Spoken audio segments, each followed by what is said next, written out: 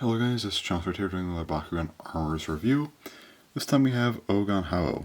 So, here it is.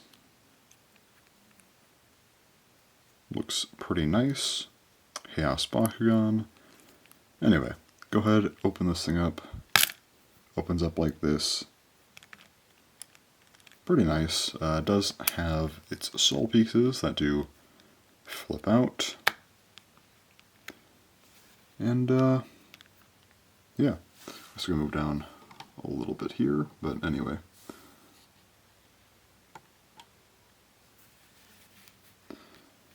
So here is Ogon Houoh. Looks really nice. Well, solid. Anyway, G power, it does have 720 Gs on this version, but there is a 760 G version, which I will account for this in the review. Well, in like the more competitive section, I will account that yes, it can be 760. Also, I will take into account that yes, you can just use metal soul pieces here as well. So that is how I will be scoring it. So anyway, first up, just to get this out of the way, what do I think about this thing physically? I'm actually going to give it a 7 out of 10. I think it's good. I do like how this thing looks quite a bit. Arms come out a decent bit. They're metal. These, wings, tail, they pop out. Make the Bakugan just stand out a decent bit, I would say. Just a nice design. Nothing crazy, but still good. Now, with that in mind, though, how good is this thing? This is a weird case, because the Armor's ability isn't all that. It's the same sort of deal as Shibuzenku and Ikitosen. Plus Light. Plus Light allows the Bakugan to get the Chaos gate bonus as a second gate bonus. So basically, if you were to plug this into a different Bakugan, let's just say with the Darkest Attribute Arm, you get both the Darkest and Chaos gate bonuses. Whereas just using it in stock here, you just get the Chaos bonus twice. So functionally the same exact setup as a stock Ikitosen. But with that said, I mentioned before, these abilities, they're not the best because it just kind of, well, if you're using this thing stock, it's just like if you hit on Chaos, yeah, you have crazy G power, which is great, but if you don't, nothing happens. But again, you can use the attribute arm, or the skill arm as coverage to potentially hit on 2 different, gate bonuses, which is decent. The problem is that free select just simply negates ×2 plus wind and a plus light, so ability-wise, well, yes, it is still, it's good for G-power battling. It is still just outclassed. Now, this thing does have 760 Gs, which does make it a little better than some of the other ones. Second highest possible G-power in Armors, and just Japanese Bakugan as a whole, so all the BakuTech as well. That's pretty good. But again, there is one that outdoes it, Yashidagaris, which has free select, so this thing is still worse than Yashidagaris overall. However, the one thing Ogon Houoh has going for it, physicality, something that most other Armors Bakugan lack entirely.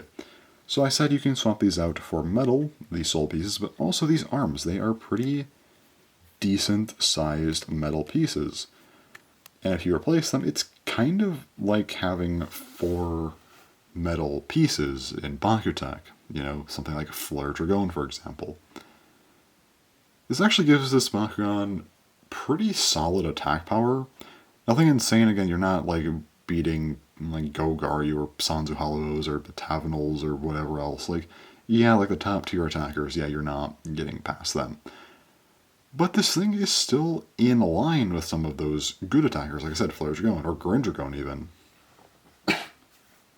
It is good, and also Chaos. It's an attribute that does kind of lack attack power.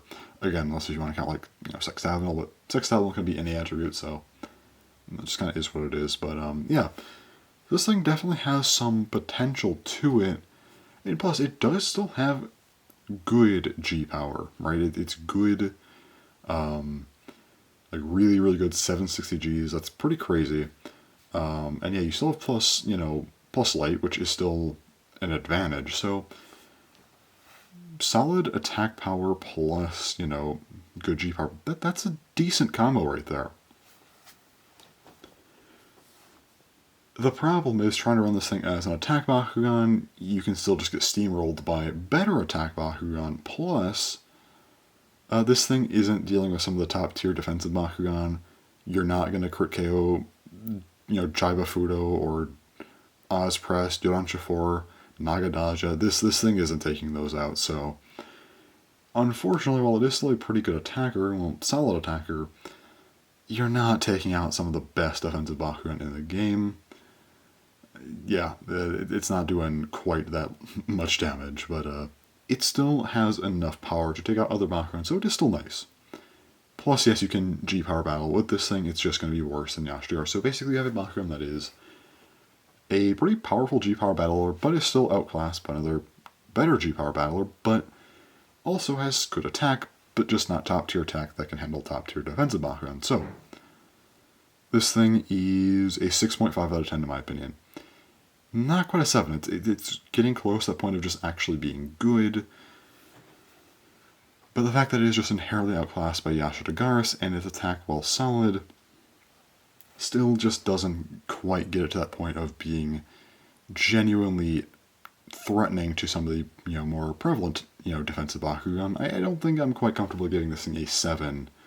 Now, if Yashigaris didn't exist, or maybe the defensive Bakugan weren't quite as lethal, or if they're just worse attack Bakugan overall, then yeah, maybe I'd give this thing a 7 or even higher, but it just falls into this awkward point where it's pretty good at a couple of things, but just not quite good enough compared to others, so it falls behind a little bit. But let's also Ogon Houoh. This is the last of the, I guess, less interesting Bakugan Armors Bakugan. Next week we'll have Kappa another Bakugan that does impact the field and not G-Power stuff, so that will be a lot of fun to talk about. But for now, that's all for this video. So again, 6.5 out of 10 competitively for Ogon Houoh. So yeah, thanks for watching, and bye-bye.